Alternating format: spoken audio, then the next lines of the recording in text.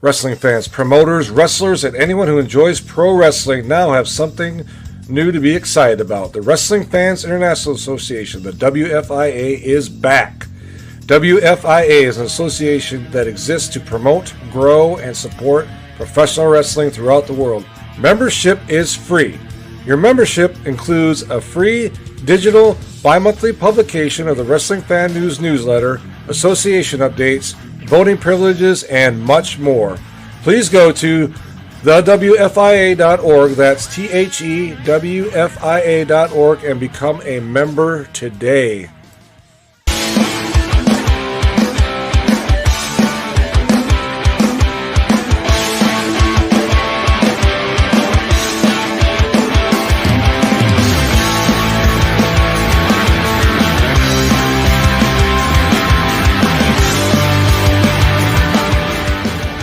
What is going on, everybody? Welcome. I want to welcome. Do you realize that it's been 2 years since these gentlemen have been on this program? Wow, it's been that long? Wow. Well, I'm going to tell you exactly when the last time you guys were on the show. Basically, right now I'm talking to the House of Payne, but the last time you guys were on this show, was when you guys went through that whole NAWA fiasco. Damn.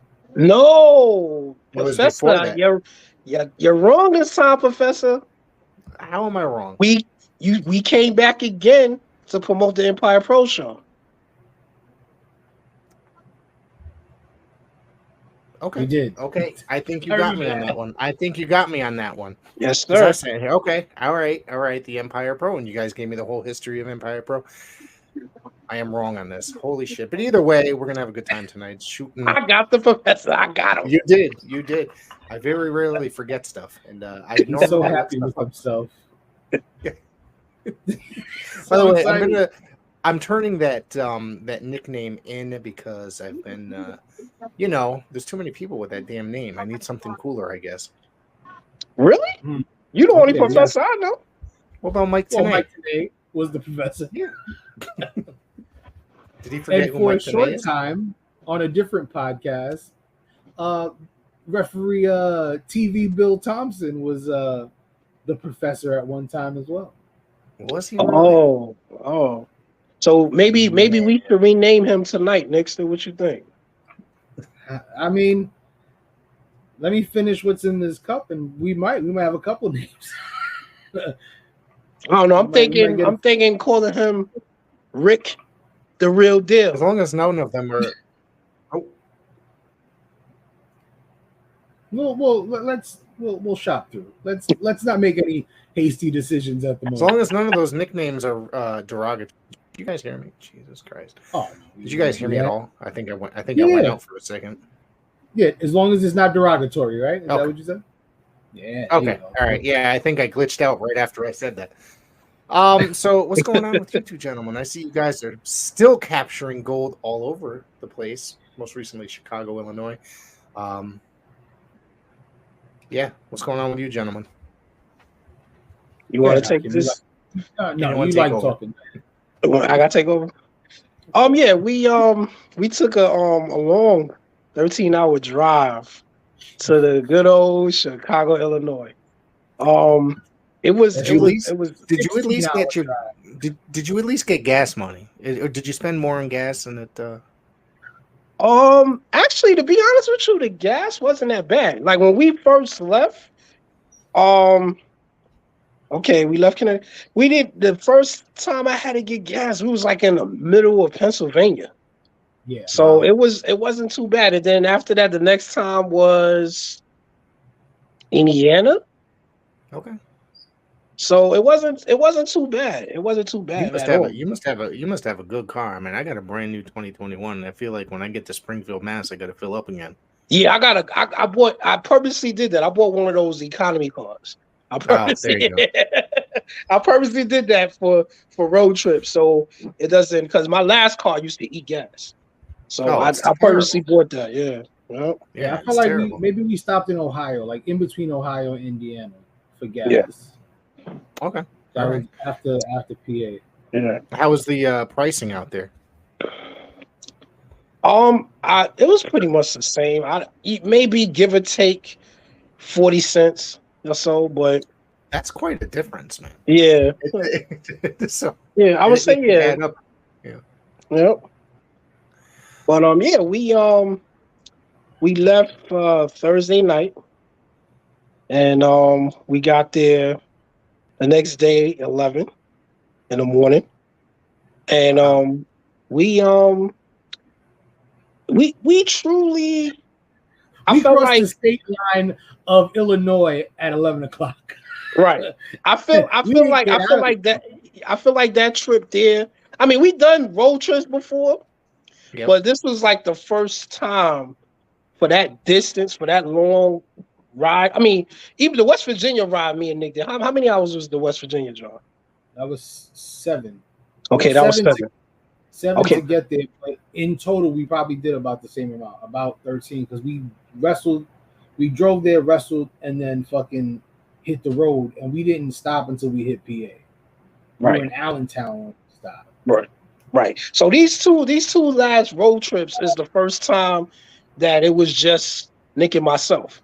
Because the other road trips we did before, we had other people with us. So from that experience alone with just us two, and especially the Chicago one, it gave me a history of understanding the territories back in the days. Because when we drove out there, if you're not careful, you could be in 5 different states within 20 minutes. Like, we was in Michigan for a while coming back. I don't know how the hell we wound up being in Michigan, but we was on 8 Mile Street for a while coming when we was making our way back home. I listened to Eminem. It really showed you. Yeah, it really showed you how they was able to do the loop, because the loop was real close to each other. You have Milwaukee, you got Indiana, you have Tennessee. Like, it's all in that loop. So Not Tennessee, it was Iowa. Iowa was in that area. And fucking, but I saw a sign for Tennessee too. Did I ever tell you guys the time I was going down to North Carolina and I decided that my stepdaughter was doing partial driving, so we switched off, and next thing you know, we're not supposed to go anywhere near Tennessee to get into North Carolina, but when I woke up I was in Tennessee. She went this whole different route, and I was like, what the hell are you doing? We should have been in North Carolina already. And I was so frustrated that I just ended up saying, get out of the car and let me drive the rest of the way. And on the way back, I said, nobody else is driving this car. I said, I will get us home today. He ended up in California. Boy. I mean, we could have ended up in Mexico for all I know, like with the way she was driving. I mean, how the hell do you end up in Tennessee? I said, we could have already been there by now. This is ridiculous. So the territory drives. I drive a lot to, like, say, Virginia and North Carolina because of my wife's family. And that, man, it's I don't know how those guys did it back in the day. I really don't. And I only do it like twice a year. So yeah. With no fucking GPS either. No way. Turn left. That's the other thing. We had a GPS, and I still ended up in Tennessee. So go figure.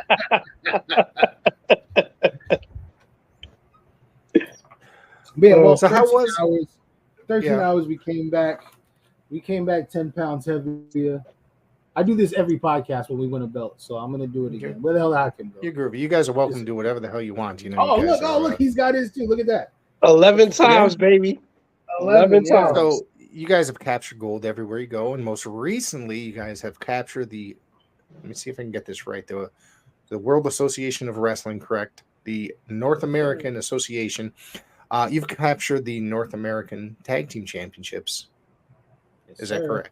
Yes, sir. Yep. So, who did you defeat for those belts? See, they have not uploaded the video to that as of yet, which I understand the video is still coming. Well, I got an exclusive for you. I just got word. I like exclusives. Yeah, I just got word that this show will be on Fight TV in September. I forgot what date exactly, but they doing the editing of it right now, and they're gonna the show is gonna air on Fight TV in September. Okay. In September. That's pretty much. That's awesome. That's awesome. So I want everybody to go out there and purchase it. Hopefully it'll be at a reasonable cost and everybody will go buy it and get to see these two gentlemen wrestle. Didn't seem like it was a bad show either. Like, I mean, the crowd was pretty into what was going on the entire night. It was great. It was a good experience for us. I don't know. Have you guys ever been to Chicago before for wrestling? To wrestle? No. Excuse me. No, first time ever. First time. Mm-hmm. Yeah, it's a very legendary series. Yeah, it's a very legendary city for wrestling. The AWA was ran out of there, and that was like you guys a big territory at one point, basically. Yeah. Cool. No, it was a great experience. It was, it sucks. I keep forgetting the guys' names. Like I have them on Facebook, but I just can't remember the names. Right. Good talent though.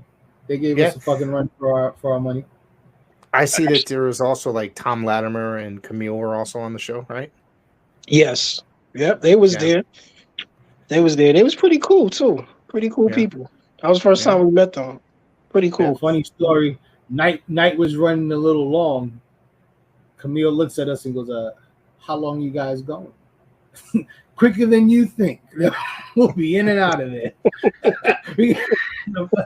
She looked at us and was like, thank you so much. Yeah, it was running long, so yeah. But you know what, Rick? We always kind of get ourselves put in these pre-main events or main events. It's funny. We don't ask for this. We show up places and we always like the main event or pre-med is like it's crazy. It's like we sat there like we did the meet and greet, and we met our manager. That was going to manage us for the night. His name is C Red. He's actually in the NWA. The manager is C Red.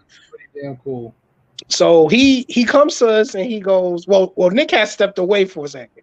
So he comes to me, he goes, you're the second to last. I said, oh boy.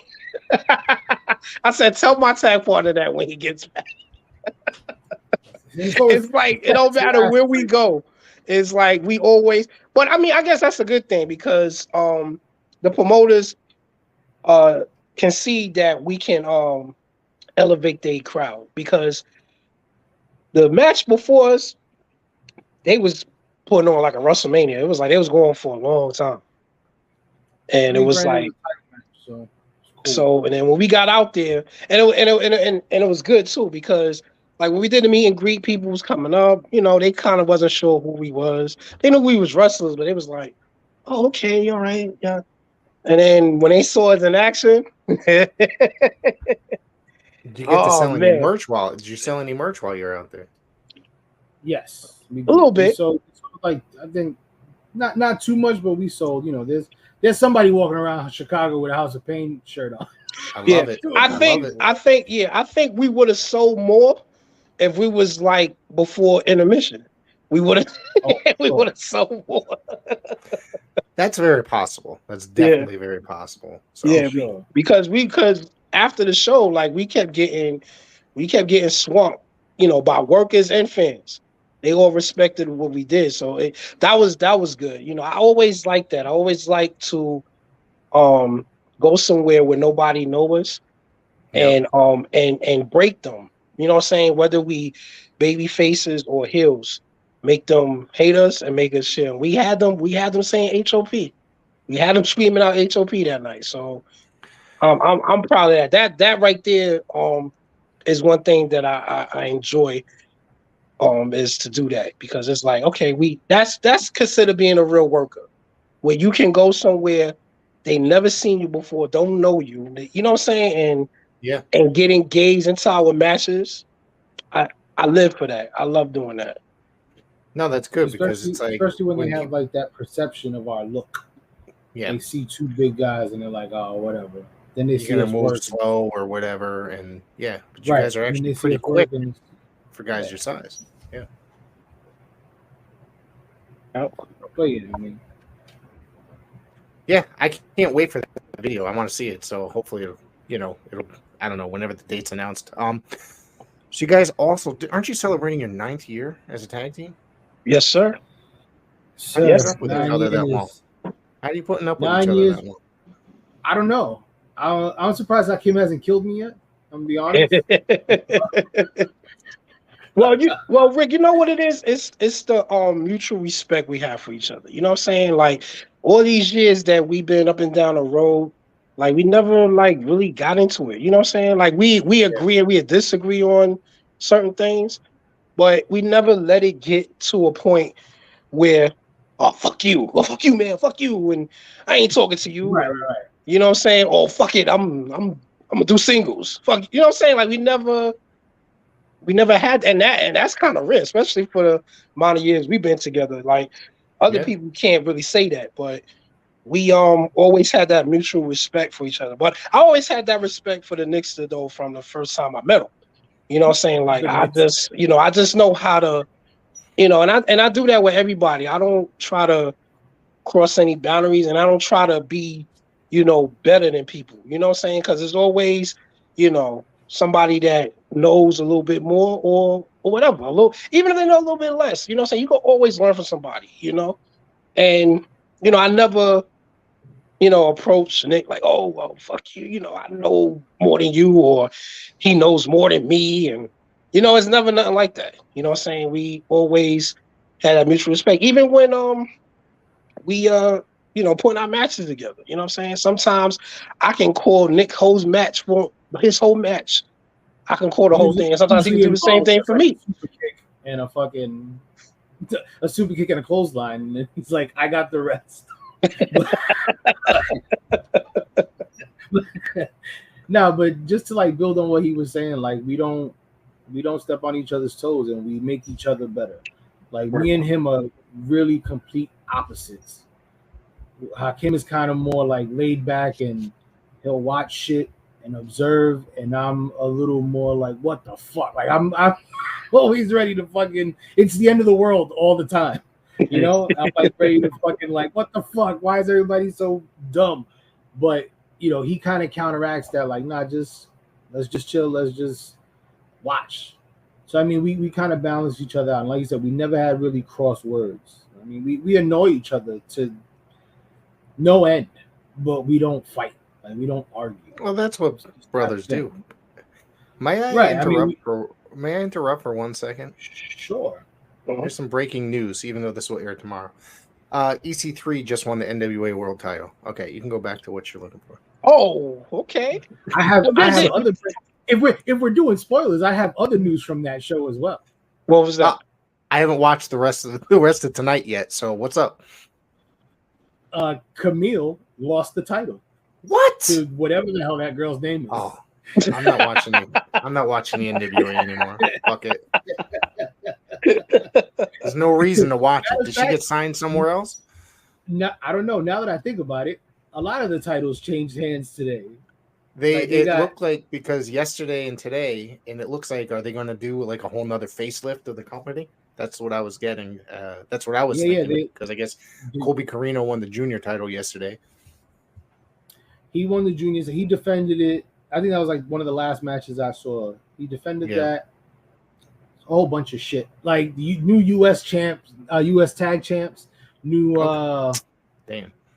The new tag champs, the new women's champ, and the new heavyweight champ. So yeah. And once again, interesting event. I haven't watched we were talking. In a long... Well, it's one of those things. I love it so much, even though it doesn't always please me. It's like torture most of the time. So, that's how we feel. Like as much as we love the business, it gets a little frustrated sometimes. It absolutely does. Yeah, it's like, what the hell? You know what I'm saying? It's like, I don't know. It's just too much clicks, too much ass kissing. Involved. Yeah, being involved in the business that you guys are at a couple different levels depending on where you're working and what you're doing. So it's like sometimes you care too much, right? And it doesn't. The product itself, not necessarily the people. The product itself might not care back as much. You know what I'm saying? It doesn't translate properly. So right. And I definitely have a very fucking like love-hate relationship with this business. there are days where I wake up and it's like it's great, and then there's other days it's like what the fuck, like what do you have to do to to move a step forward? Well, like Hakim said, too many clicks, too much ass kissing. And it's like it almost seems like if you're not doing the same moves that everybody else is doing, you don't get put on. Right. And this business was built. I'm sorry. Yeah. Oh. No, go ahead. Yeah, this business was always built on being different. But you watch it now, everybody's the same. Everybody's the same. And it's crazy because a lot of it still works today. A lot of the old school stuff still works today because again, we can be on a show and everybody on that show, it could be an 8-card show. And 7 of those matches was the same. Yeah. And I guarantee you, what I'm saying, not to be cocky, they always remember us. And I don't know, it could be a gift or a curse at the same time because it's one of those things where, okay, we prove we can draw, we prove we can work, we prove we can talk. And we still not in these bigger companies that we, you know what I'm saying, that everybody else isn't. Yeah. Yeah, it's weird to me. It's like, and then we get this stuff where if we show up somewhere, they go, oh, okay, yeah, y'all guys is good, blah, blah. Okay, so if we good, why we can't do business? Yeah. Why we can't do business?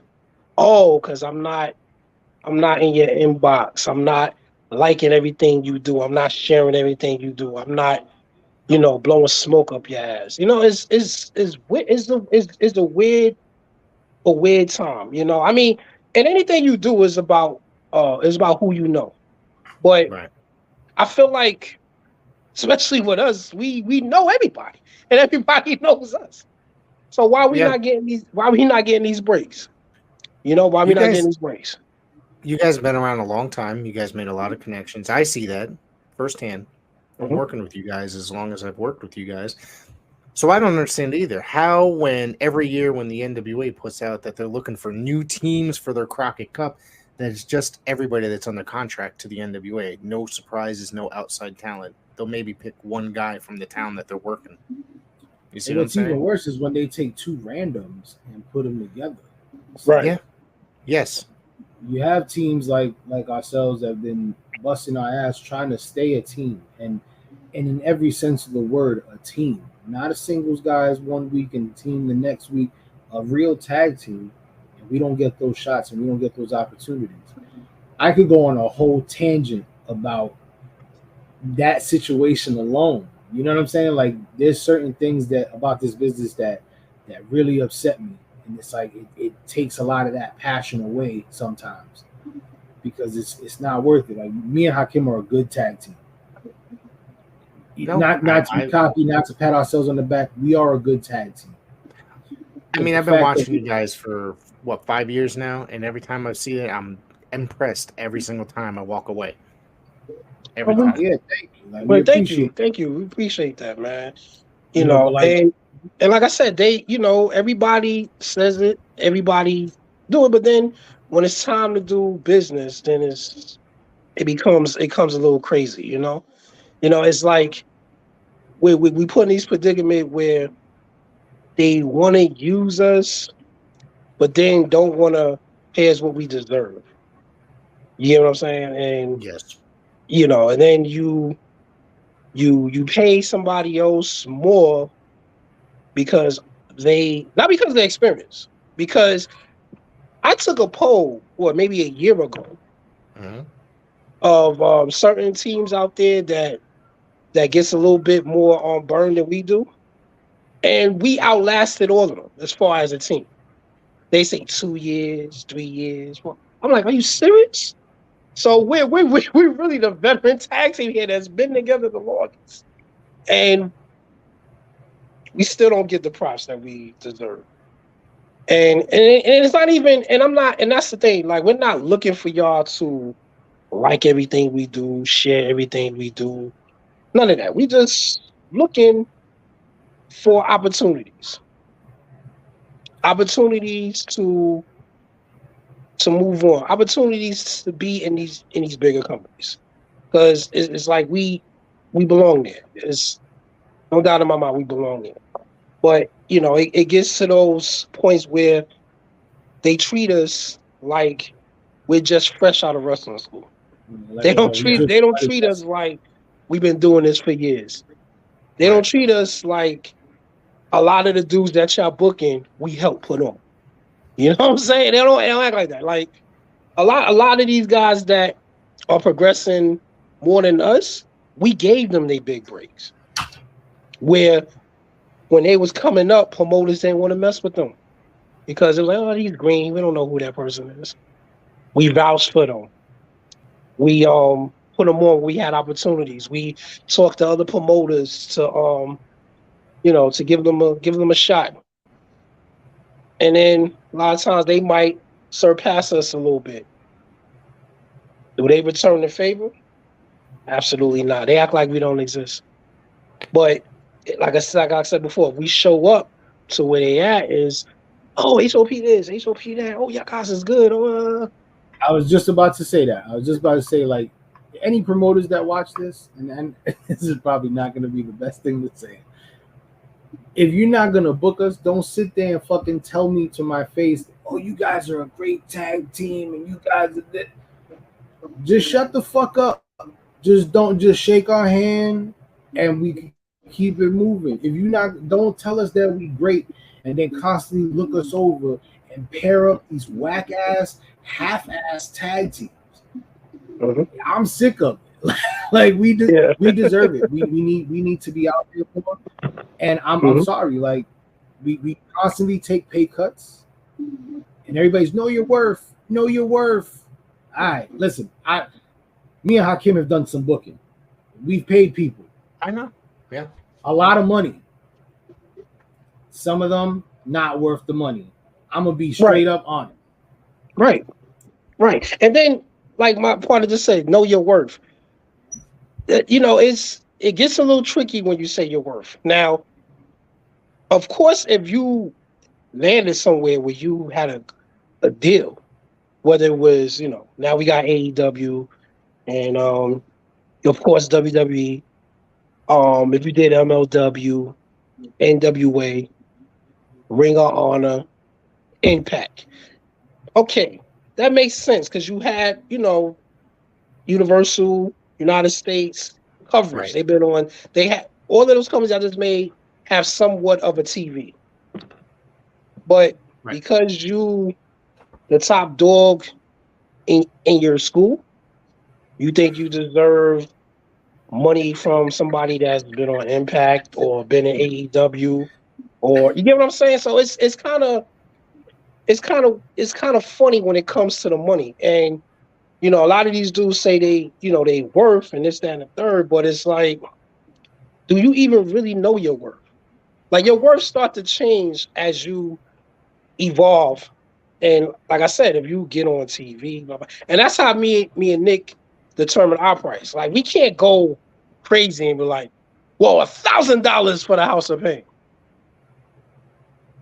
We haven't been on Impact or NWA or any of those bigger companies.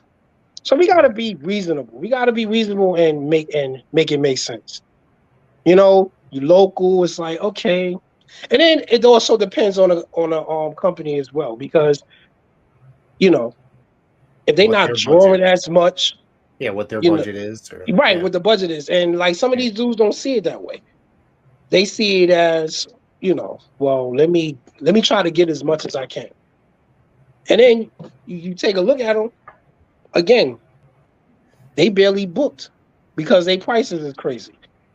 You might see them on 1-2 shows every other month because they trying to low blow their prices. So it's funny when it comes to those prices. Like I feel like your status grow on how you move in the industry. So if you become a contract wrestler, like I said, a MLW, NWA, AEW, Impact, New Japan, those type of companies, then the money, you know what I'm saying, your It worth goes up. Your stock your worth, rises. yeah, your stock goes up. Yeah. But you being the top dog at your school, and then you branching out to other companies to try to, get your name out, and you asking for thousands of dollars. It's just, come on, man, it's ridiculous. How do you feel about your fee rising? By your years of experience, like even though you weren't on a national level. Well, I mean, we reasonable, but then we're not gonna get played either. You get what I'm saying? Right. Yeah. So I mean, like I like said, you guys have only been together as a tag. Well, not only, but you guys have been together for almost a decade, probably within the next year. But you guys were also in the business prior to that as well. right. So, Right. but you guys have been together. You guys have been around for over 10 years. So, I'd say your stock as either individuals and a tag team year by year should probably go up a little bit. I agree. Just I agree, like but we like wanted my to office negotiate job, too. Right, exactly, yeah. And and it's funny you just said that too. That's another thing that these wrestlers don't seem to understand either. This is a business. Treat it as a business. Yes. They come in and they want to do their own thing. And it's like, do you go to your shoe job and tell your boys how to do things? Right. No. So, and that's one thing they can never say about the House of Pain. We'll come in there, whatever company we at, and we'll go straight to the booker. What do you want from us? How do you want it? You want us to do this, or you want us to do that? Then if they say, "Oh, nah, do what you do," I ain't fine. But before we do anything, we clear it with whoever's booking the show, whoever's the promoter, whatever the case may be. Because a lot of times we'll go there and the opponents is already telling us, "Oh, this." I was like, "Wait, whoa!" Before we even talk, let me find out what it is he wants, what story he wants to be told, and then we take it from there. A lot of these guys they don't understand that. They go into business for themselves. Even when it comes to online, okay. I mean, we all know kayfabe is dead, but you still want to, keep some type of mystery to the magic. Yes. You want to keep some type of mystery. Rick had a conversation about this earlier today. Yeah, you want to keep some mystery. And then they, you got workers that do something at one company and want to bring it somewhere else without permission. They're already done booked it themselves. It's no kind of respect level when it comes to that. I don't like that. We were just referring to this today. I believe so, Nick, correct? Have a similar conversation where you certainly will. In one company you can have this gigantic feud and a huge blow off, and then another company that runs, let's say, a town over, and put the two in a match as if it's nothing has ever happened between the two before. Right. And ignore everything, even though there's a history. That's WWE-ism as well, though.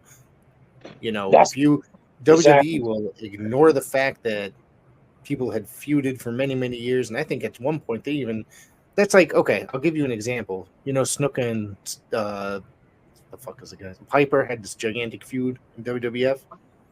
Less than 10 years later, they went to WCW and they were a tag team for a special event. Not even mentioning the feud, nothing, any of that history. So I'm just sitting here but then even probably 10 years after that, they had a whole angle on WWE TV where Piper apologized.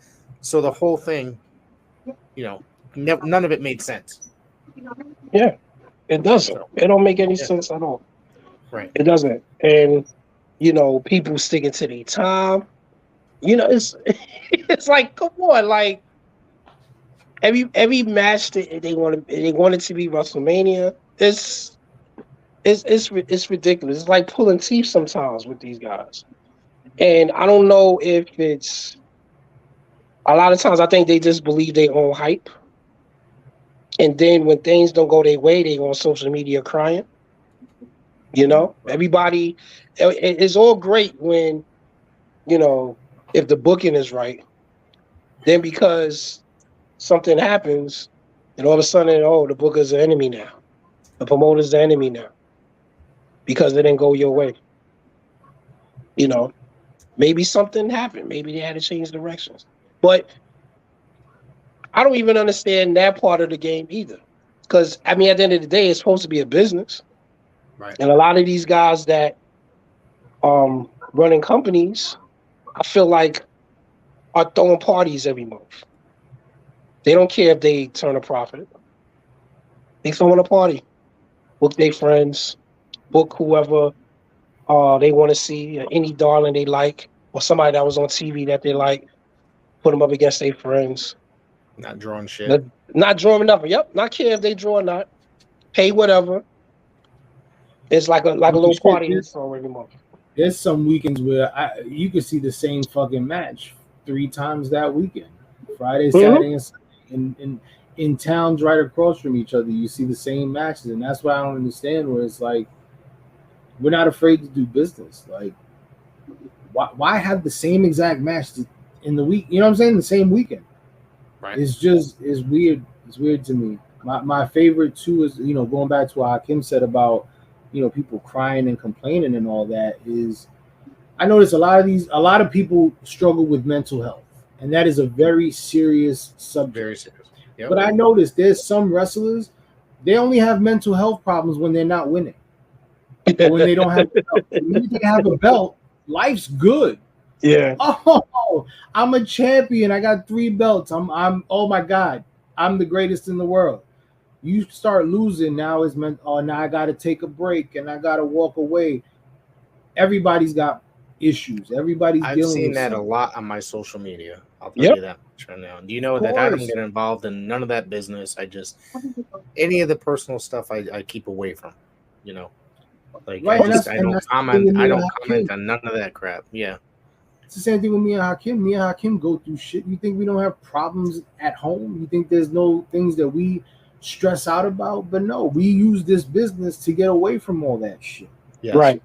Yep. You would never know. You would never know what's going on in our personal lives because we don't put it out there like that. And that's the thing too. They put it out there, and then once it gets circulated, then it's like, who minds your business? Well, you put it out there.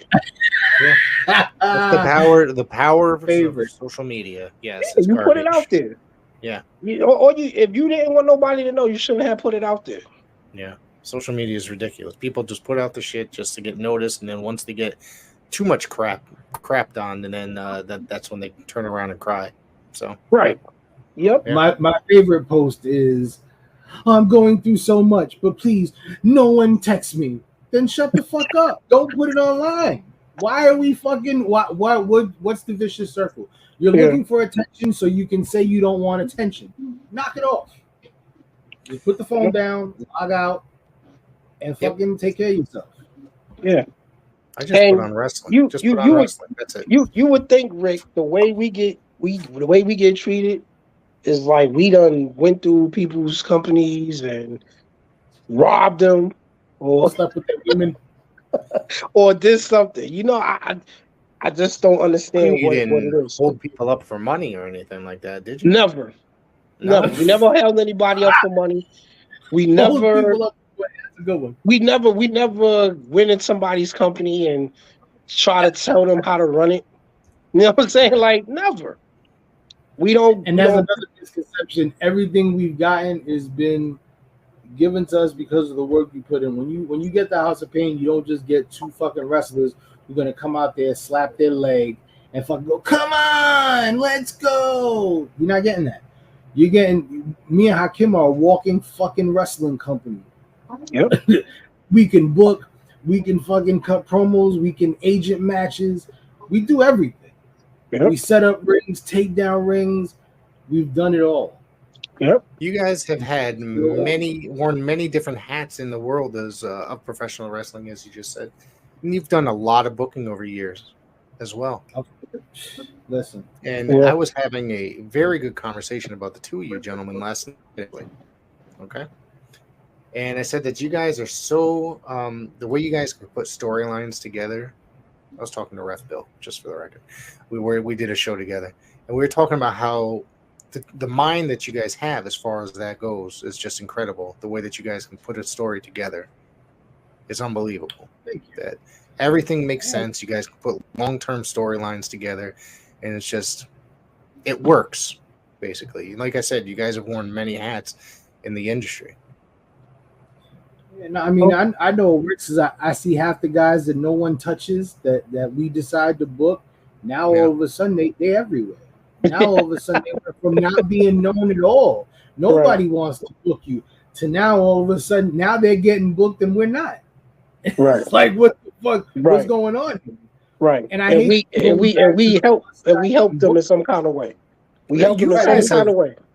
Between your booking, because you used to book for another company that I'm aware of, and you did a weekly series that turned into a monthly series, and you've given a lot of guys chances there when you were booking, and then that have gone on to greater and bigger things, and you're doing the same today for another company as well. And it's funny because you have some of the people that other company is using were people that when I put them on, they would sit down and tell me these people are terrible. Why are you giving them an opportunity? I don't ever want to see them again. These were the things that I was hearing. And now that we're not there, here they go booking them every fucking week now. Now they're the greatest fucking talent on the planet. Listen, let's be 100% transparent. We do things and then people steal the shit. Absolutely. Style in which we make our videos. I'm surprised none of some of the stuff we do in the ring. Well, actually, yeah, they have. Yeah, I'm about to say they have. Yeah. Speaking of which, Nick is a wonderful person to put videos together. Seriously. Thank you. And I tell you, I love the videos, and you put great videos, and to promote the shows that you're a part of. And yeah, man, I saw somebody else stealing your style, or at least the last couple shows, and it's quite amazing that At least you should just say, isn't it the the sincerest form of flattery, right? Right. Listen. I put a post out the other day, a couple weeks ago. It was very much so. Get off my dick, please. Like I'm tired of it. I hate. Me and Hakim try to remain as humble as possible. We try not to fucking ruffle any feathers because we like to keep it professional and we like to keep it business. But at the end of the day, we see the clownery, we see the buffoonery that y'all continue to do, and you need to stop. Because get your own shit, yo. Stop stealing what we do. We've been the backbone for a lot of places, and we've helped promote a lot of people that continue to shit on us. Yep. It sucks. It's unfortunate, but I guess that's the game. I guess so. But I'm not gonna degrade myself for them. You get what I'm saying? I feel like the cream always rises to the top. And like I said earlier, I think before you push record, we just gonna have to just start showing up at places and just start talking to the right people that we need to talk to, because I think we have too much middle people in between that may say, "Oh yeah, we good," and then you have the ones that hate on us for some reason. Will badmouth us, and a lot of times they badmouth us on situations that wasn't our fault. Right. Again, we go into a company, we go to the promoter, we go to the booker. What do you want from us? Okay, that's what we're going to deliver. You paying? This is what we're going to deliver. This is what you're asking for. We're going to give you what you paying us to do. People get butthurt because they don't like the direction that the promoter or the booker said. They thinking we went in there in politics. Shit, if that was the case, we would be in fucking WWE, AEW if we had that much juice. You know what I'm saying? I'm bringing an old school term up, juice. Another thing, if we had that much juice, we would be there. We go into companies for the first time, and it's like, all right, they First of all, a lot of times they see us and they go, okay. Then when they start to get to know us, they go, whoa, shit. Well, goddamn, these motherfuckers is really intelligent. They know what the fuck they talking about. So it's the deception. Like I said before, it's like a gift and a curse. I think a lot of times they believe the House of Payne gimmick and don't know who the individuals, the Nick and Hakeem, are really are. We are real businessmen. We are here to conduct business. We love the art form of professional wrestling. We love tag team wrestling. We are tag team wrestling. So when we see the art form of tag team wrestling being used as like a stepping stone, for something else, it kind of pisses us off. Because it's like, okay, if you're going to do that, you're going to do that. But like Nick said before, you have a real team here. You have a team that's going to elevate your tag team division. We have elevated every tag team division we was in. And this is not being cocky. It's the truth. You take the House of Payne out of that, tag team division falls. Just look at every company that we had tag team championships in and how we elevated those companies, how we was the main event for these companies. Right. Then they stop using us. The tag team division goes down. As long as we in the tag team division in some type of way, it stays hot. It stays on fire. Right. They remove us, it gets cold. And that's not even being cocky. And I'm not saying this to like one particular company. I'm talking about damn near our whole career. From wherever we was at, where we was dominating, we became the main attraction. We became more important than they world champions. And then it's not because the teams weren't good either. It was just the passion that we have for the tag team division. Yep. Our goal was to elevate the tag team division. Yep. Like perfect example, when we was in New York. When we was in New York, we was working for the Maximo Brothers, Fighting Spirit Wrestling. Okay. All right. They golden boy there was Mike Verner. You know Mike Verner? I know Mike Verner. Okay. He was on the show before. Yep. Okay. He was their world champion. All right. They like their WrestleMania show called Mortal Holidays. Okay. We was the most hated tag team wrestler in the history of FSW. They could, that crowd wanted to see us get our butts kicked every time we stepped in that building. I used to get chicken nuggets thrown at me. Okay. Chicken nuggets. To the point where in order to make it stop, I grabbed a handful, chewed them, and spit it back at the crowd. That was the last time they ever brought fucking chicken nuggets to the goddamn show. Yeah. God. And I can imagine if we would have stayed there and maybe became baby faces there, man, that would have been interesting to see who would have drew more, us or Verna. That would have been interesting. But as heels, and then he had a heel that he was working with that wasn't draw. But as heels, we was the number one heels in that company. They pay to see us get our butt whipped. And it was just a podcast to a therapy session. Thanks a lot, Rick. I'm loving it. I'm loving it. What I'm saying? That's what I'm saying. It's like we're not like calling, we're not trying to, shit on nobody or nothing like that. We just telling facts. Okay? No. We just telling facts. And I've witnessed for the last 5 years. Yes. Yeah, when we was in Paradise Alley. Let's talk about it. We was in Paradise Alley. Let's talk about it. Please. Please, let's talk. I'm going to tell you something. Let me tell you something. Let's talk about their current tag team division now that we've exactly. That's exactly what I was about to throw at you. Now let's go back a little bit though. When we was the tag champs, okay. Now again, we had the company jumping as baby faces or heels. That place popped when we lost the tag titles in that TLC match. Okay? Then we kind of stepped back a little bit.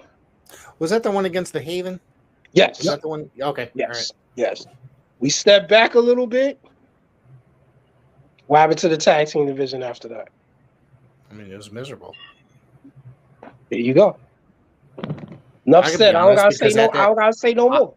I'm gonna be honest, and it's nothing. No offense to the guys themselves, but I was at most of those shows in that time period, so I saw it. I witnessed. There was not a lot going on at that time period when you guys weren't there for a good. Were you guys not there for a year or a good portion of a year? Now, if I may say so, it was a lot long. Oh yeah, really. Because we went through a period of time where whoever was in charge at the time had their panties in a bunch with us, and we weren't getting booked. We were the tag team champions at the time. Yep. Was this also involving the era with during the NAWA, if I may bring that up again? Yes, sir. Yes. No. Okay. Yes, sir. This was us not wanting to book us. And it's like, well, we're the champs. Why aren't we on the show? Oh, well, we want to use you as a special attraction. Oh, you guys exactly. Special. Just that one sentence you just said, I know exactly who you're referring to. And it's like, I'm sorry. All right, cool. No, yeah, it's like, all right, cool. So then it became, all right, well, then get these fucking belts off of us.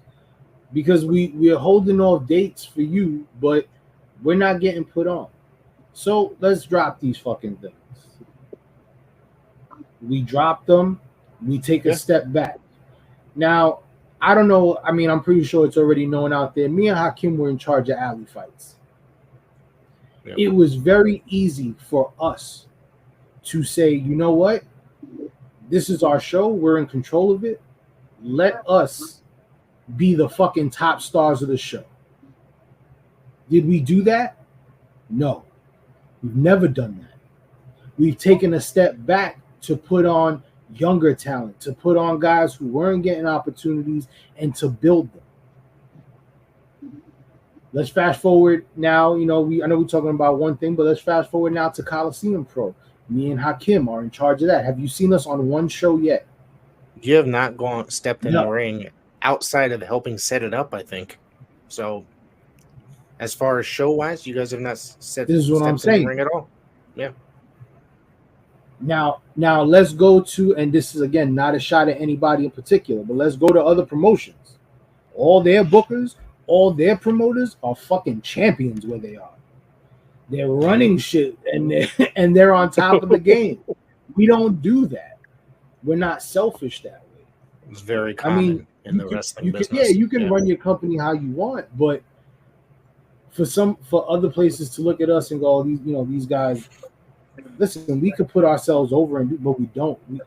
I much prefer to give opportunities to the guys as often as they should and make them better. And then what winds up happening is they wind up going to these other places and they flourish, which is good for them. But it sucks for us because we're just stuck in that position. Right. Yeah. I mean, maybe we did it to ourselves. Maybe we did it to ourselves because we should have been more selfish for our careers than everybody else's.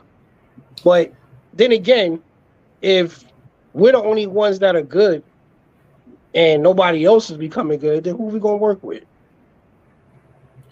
And not only that, but my thing is, if we're putting ourselves over, what did we really achieve? What did we really prove?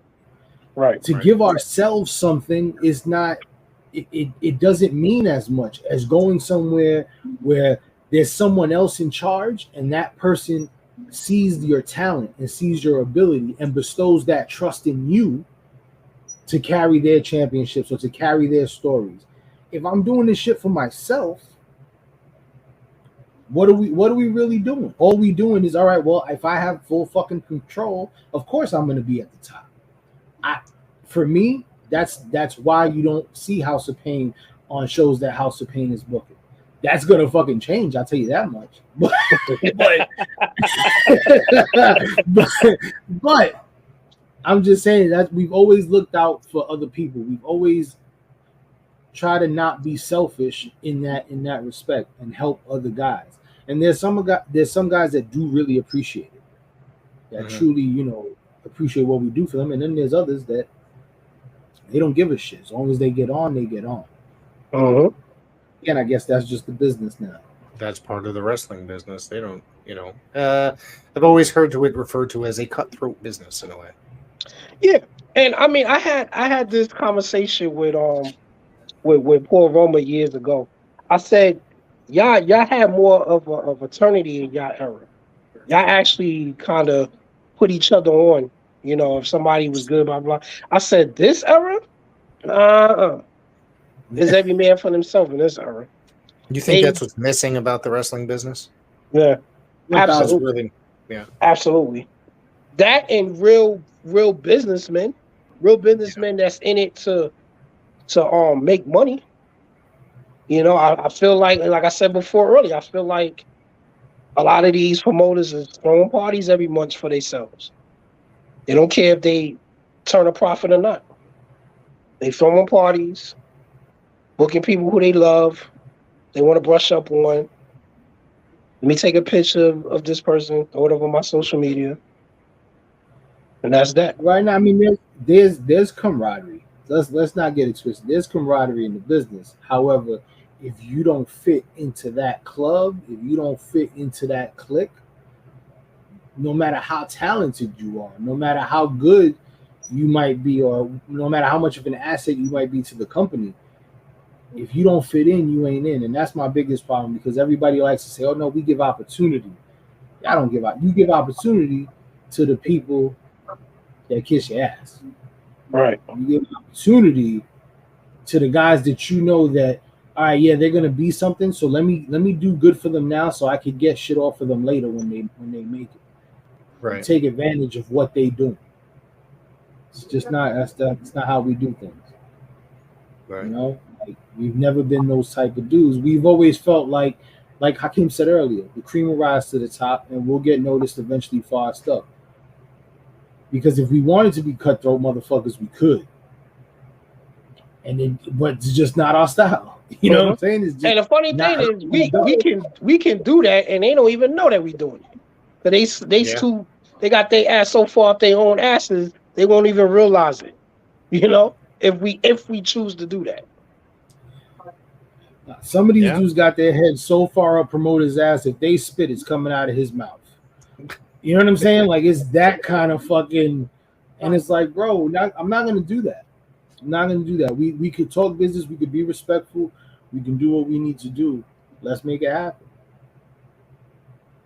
It's just one of those things. Yeah. Is there anything else you guys want to throw out there? Buy our merchandise. Buy your merchandise. Well, it's a few companies that we're looking at. I actually spoke to James Allen briefly today. Okay. So if he got a spot for us, we could possibly be on his next show. Waiting for him to get back to me on that. Make our return back to New World Extreme. Also, any promoters out there, after you see this, I'm pretty sure we're not going to get too many contacts, but we're willing to defend these titles wherever we can, however we can, against whoever. Yes, so we got the green light. Yes, we got the green light to defend these belts anywhere. So we want to do that.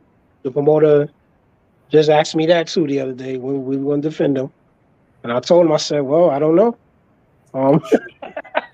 I said we trying to do the right business for it, but it's been a lot of issues with places that we was working at on a regular.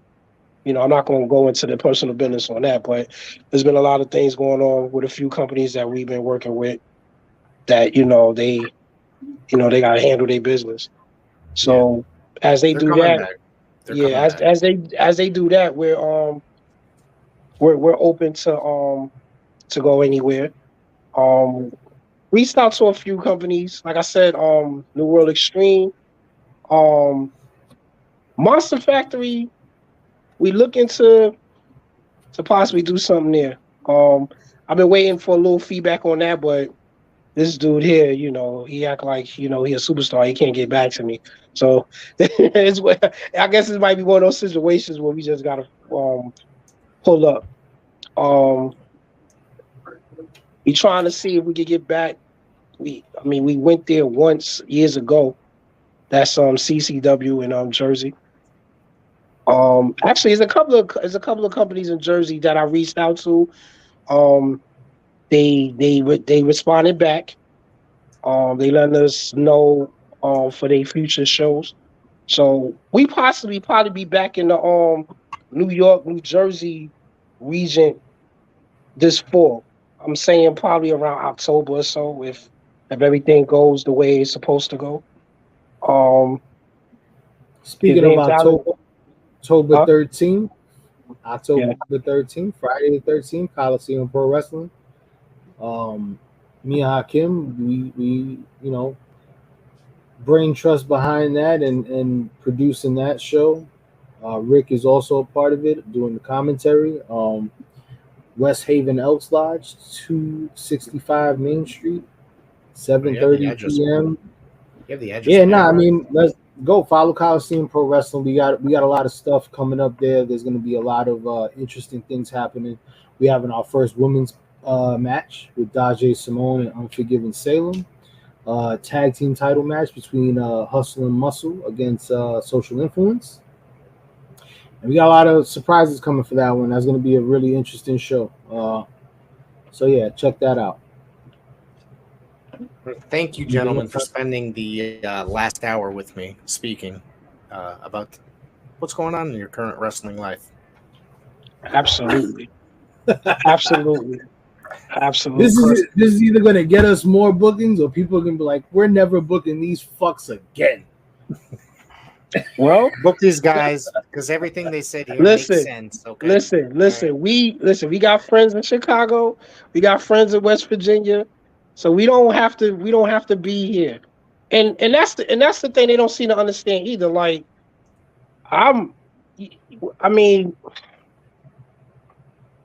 we want to be around the world. We don't want to just be in the New England territory. I feel like we conquered that already. So we looking to do the Midwest, the South, the West Coast. We looking to do the bigger promotions, the NEWs, the Beyonds, MLW, NW. You know what I'm saying? That's what we looking to do. You get what I'm saying? Like we looking to do those type of things. We're not thirsty where we have to be just booked just to be booked. Again, our talent speak for ourselves. We've been a tag team for the past 9 years. We are current tag team champions again. So, it really doesn't matter. It doesn't have to be in this area. And we still got that open market to Puerto Rico. All I got to do is make that phone call. So, we got places we can go. So we don't got to be in the New England territory anymore.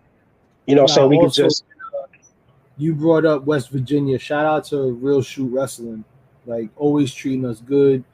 They're killing it. They're doing a bunch of shows all over from West Virginia to Ohio and everything in between in that area. So shout out to them. If you can, go give them a follow. Go give them a like. Tim Cross has always been really good to us, man. And they're putting out a lot of good stuff out there. So hopefully we'll be able to go back to that very soon. Mm-hmm. Yep. And you know what? I want to shout out Mr. Chad Moretti too. That brought us out to Chicago for that show. He treated us very well. I ain't got nothing but good things to say about Chaz. We talk every other day. Yep, we talk every other day. We got paid. Matters, right? Yep. So yeah, I have no beef with him. None but respect for the man. So we're looking to do some things. I'm looking to see what we could do with our manager from out there, Mr. C Red himself. Yeah, we looking, like I said, we looking to go everywhere. We're not looking to just be, in the New England. I feel like, if the business is right, it's right. If it's not, whatever, man. For real. Because what Nick and I are not going to do, we're not going to kiss nobody's ass. We're not going to do that. So if you want to do business with us, okay, you know how to contact us, and that's that. The House of Payne bookings at gmail.com. That's how you get a hold of us. And Rick, thanks a lot, man. You've always been good to us. You've always supported us. And we appreciate that shit, man. Oh, speaking. Also, promoters out there, if you need a commentator, this is the guy to fucking go to. He does the best work. I've built up quite the impressive resume, but I want to thank you guys for giving me my first shot, literally, and helping me progress my career in broadcasting. Thank you. Absolutely. You're one of millions that we helped. I haven't walked away yet, so I still respond to your text messages. So yes, sir. Thank you. Thank you. Yes, sir.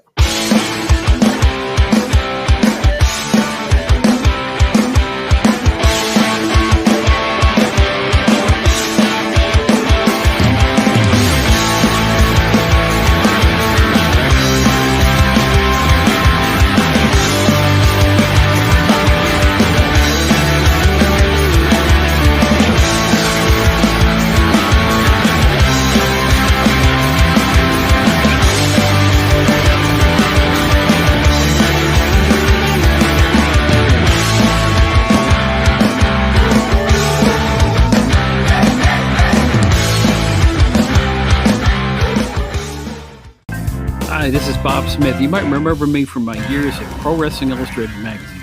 Well, now I've started a brand new podcast called The Outdated Wrestling Hour. Yes, we're going to take a whimsical look back at the wrestling figures, stars, and trends from years gone by. We're talking 60s, 70s, 80s, 90s, and a whole lot more. There's going to be laughs, there's going to be fun, there's going to be action, you name it.